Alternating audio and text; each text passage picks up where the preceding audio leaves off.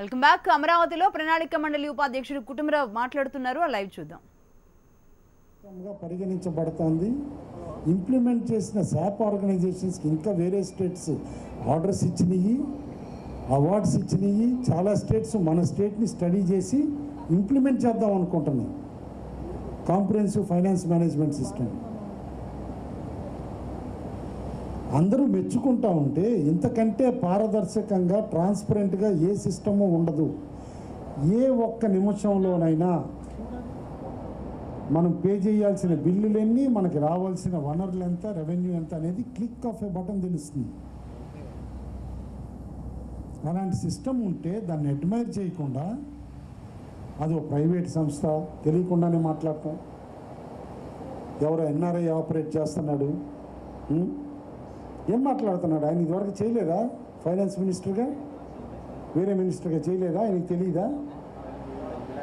2009లో రాజశేఖర రెడ్డి గారు ఏ డెసిషన్స్ తీసుకున్నారో చెప్పాలా? లిస్టు తెప్పిస్తాను, అది కూడా మొత్తం లిస్టు. ఎలక్షన్స్ డిక్లేర్ అయిన తర్వాత అప్పుడు ఎన్ని జీవోలు పాస్ చేశారు? కిరణ్ కుమార్ రెడ్డి గారి ప్రభుత్వం ఎన్ని జీవోలు పాస్ చేసిందో తెలియదా? ఎలక్షన్స్ డిక్లేర్ అయిన తర్వాత ఏదో ఎవరు మాట్లాడలేదు కదా అని చెప్పేసి అని రోజు బురద చల్లటమే ఒక పని కింద పెట్టుకుంటారా? ఒక్కొక్కరి బట్టలు ఊడదీసి నంగగా నుంచోబెడతాం. చూసుకోమనండి. మాటకి మాట ఉంటుంది, ప్రతి దానికి రిప్లై ఉంటుంది.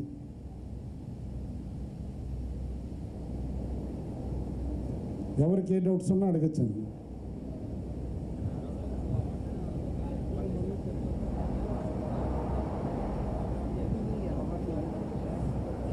నేను ఇప్పుడే చెప్పే కదండి మీకు. అందుకని టోటల్ నెట్ డెట్ వచ్చేసేపాటికి 1,68,790.71.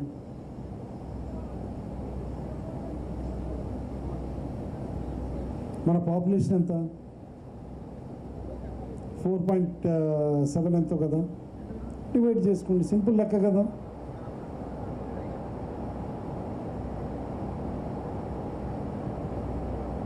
నా లెక్కలపైన అయితే నాకు కాన్ఫిడెన్స్ ఉంది.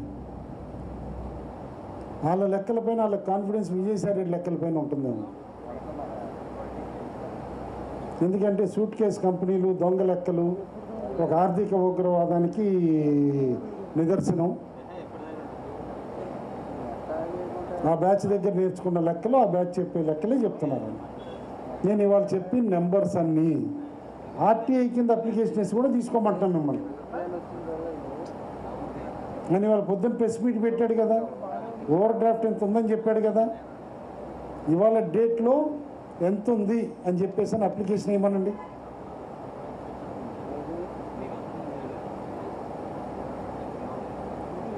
అంత అసహనం ఉన్నా పనికిరాదండి.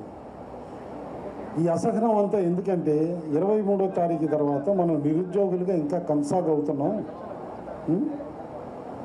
అప్పటి వరకన్నా ఏదో మనకి ఇష్టం వచ్చినట్టు మాట్లాడే హక్కు మనకు ఉంటుంది కదా అని చెప్పేసి. మే 23 తర్వాత ఎట్లయినా తిరిగి పాత జాబ్ వాళ్ళది ప్రతిపక్షంలో ఉండి అదే నిరుద్యోగుల్లాగా, రాజకీయ నిరుద్యోగుల్లాగా మాట్లాడుకుంటూ కూర్చోవాలి. ఓకేనండి.